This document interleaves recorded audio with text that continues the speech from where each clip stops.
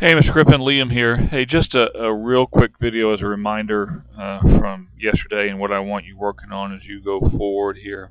So on the right is the after swing, and on the left is the before swing. On the left is the second swing you took at it with a 3-wood. If you remember, the first swing that you took at it with 3-wood was not very good at all. And the second one was not very good at all, but it was certainly much improved. But I want to remind you of a couple of things. It's path and a little bit of release and how we're holding the angle longer. So you'll be able to see path pretty clearly on this video. Holding the angle, probably won't see nearly as much of, not from this angle at least. So here's your back swing from the before swing, and just a little side note here, your legs kind of went crazy on this swing, a lot of leg activity. A little more upright on this swing.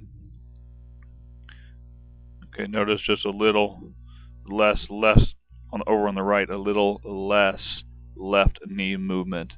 If you look on the one on the left here, the knee's quite active, if you will, big gap of air between the knees. Less so on the right, and I obviously like that better, a little less motion there. But on the one on the left here, as you swing down, the club drops a little bit. Your body doesn't turn to the right very aggressively, or excuse me, turn to the left or turn towards the target very aggressively. But the club itself is dropping. So here's the club head as you swing down. And notice how that's kind of under the right forearm, under the hand, under the plane. Okay?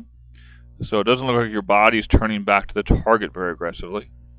And you're really simply just dropping the club down towards the mat before the golf ball.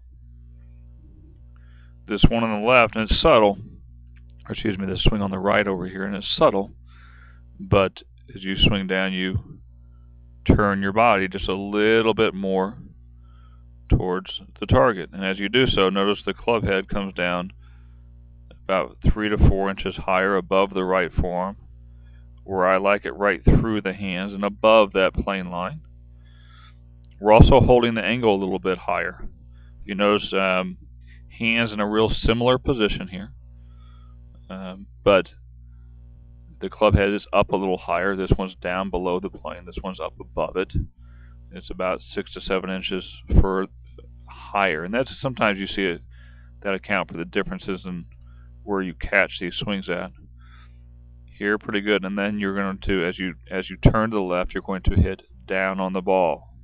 So you make real solid contact, hitting, down or level on the golf ball, because your club comes from an on-plane swing.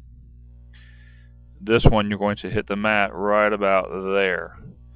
Okay, notice on this one, we see a lot of your chest still, see a lot of your left arm. Because you haven't turned real well and the club has released or casted a little early. So it causes you to hit the mat too early. Then you kind of bounce into the ball. And you can see as you go through, the face gets real shut. A low left hook right there probably wouldn't have gone but 100 yards max with a 3-wood. Just poor contact. And again, like we said yesterday, that's your most common mistake. Dropping the club down behind you a little bit, dropping it too low to the ground, kind of bouncing into the ball and not getting as much power and authority on the ball as you should. And over on the right, you turned, you held the hands, partly because we have this foam thing here, which if you had released it too early, your club was potentially going to hit that. You had to hold the hands and turn towards the target a little bit in order to smack a little bit more down on that golf ball. So continue to practice that, and remember the drill we did. We had this in the later part of the lesson. We used this foam thing here.